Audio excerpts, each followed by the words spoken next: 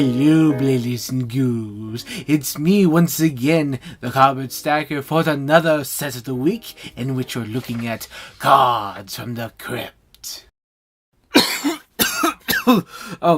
Remind me not to do that again, ever. Anyway, Cards of the Crypt is a premium set, and it does feature the keyword foreboding, in which you just name a card, and that's it. And most of the effects with these cards will be dealing cards that you have named. Anyway, let's move on to the first card. Zaringo is the first card. It has the, of course, foreboding, but it has the play effect. All other players must discard any copies of the card you name with foreboding. If any cards are discarded this way, gain 18 RP, which is very nice, and I think this card can be very powerful if you know what you're doing, especially if you go ahead and try to peek around the table and look at who is holding what card, especially if you have one of those powerful promos in there. So watch out for this card, and you have this card, lucky you, maybe you can get something there, and of course you can get that extra 18 RP. And next we have Killmore the Robot, and he certainly looks like he wants to exterminate somebody. Does have the ongoing effect. If you play a card named with foreboding, you gain 20 RP and flip this card. Now you can't play him, name him, and then ongoing. It doesn't go with the structure of the rules. You think it's top, ongoing, and then play. Then you understand that if it's called if his ongoing is before play, then you can't call him unless you have another card already called with him. So that's how you can actually flip him. So use one of the other cards does have foreboding, and then you can play him to flip him if you want to. But for my taste, I think it's a little too much to go for 20 RP for this, especially if you're doing the foreboding strategy, if you're using a bunch of these cards. But yeah, it's for me, not a very good card. Moving on to Psycho Killer, it doesn't really have an effect. It has this effect, whatever it's written here. Whenever this card is revealed in your hand or named by an effect, you may discard it after the effect resolves. If you do, all players must flip a card in their tableau. So this is really like what I call maybe a deadweight card. It's just there to fill up your hand, and maybe someone calls it. You can call it by itself and then flip it, but if you're playing for foreboding, you may miss out with some of the other effects in there. It's another one of those very strange cards, but if you really need something to maybe flip an opponent's card with that, you can use Psycho Killer, but it's a very strange card. Next, we have The Creature has a long effect. Play. All other players reveal any copies of the card you name with foreboding. If anyone revealed a card with this effect, this card may copy one of its play effects. This card cannot be copied. So, therefore, for me, I would say this is another card you have to be a real experienced player to play off. Of course, you can use this card in later tournaments, like the second or third one, if you see someone maybe bringing back one of those other cards. You can also use the other cards from the set's play effect with the foreboding play effect, and when you play this card, you can also use this card to with its play effect, and maybe even have more cards to play with. But it's again a card that's, I think it's very difficult to use, but if you're an experienced player, you may get the edge on it. And finally, we have the super rare Super Draklord D. Has the ongoing effect.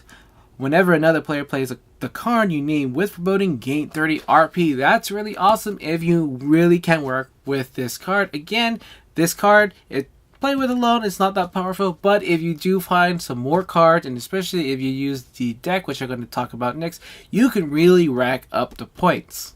And now moving on to the deck of the set, Evil Deck in a Jar has the ongoing effect. All your cards without foreboding gain foreboding, which is of course play, name a card, and has another ongoing effect.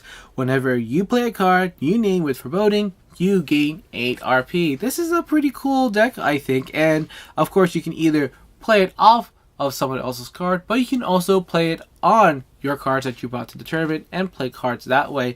That means if any card that you have comes to play, therefore you can use foreboding and just use the next card. Of course, that may leave you open to other players, but you know, that's the risk of this kind of deck.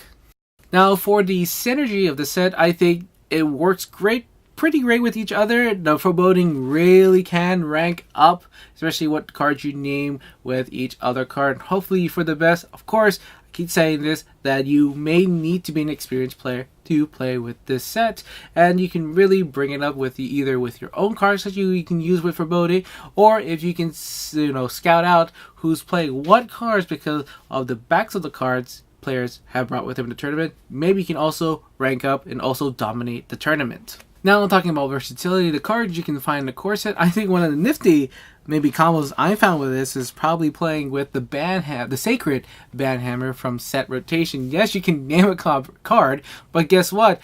Let me read a card. Action, name a card. That card cannot be played for the rest of the tournament. Cannot be played doesn't mean they can't reveal, which is a funny thing. So you can name a card, and hopefully someone has it, or you know the player who has it, and then you can use foreboding and kind of like, you know, poke fun at him and that he can't play it, but it's kind of like still in play. So that's a fun way to do it.